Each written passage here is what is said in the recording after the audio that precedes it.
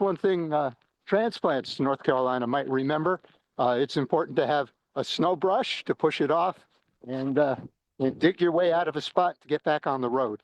Just one little bit of news note from down here. As I was walking out, looking around to see what the other conditions were like in the community, 160 miles long, by the way.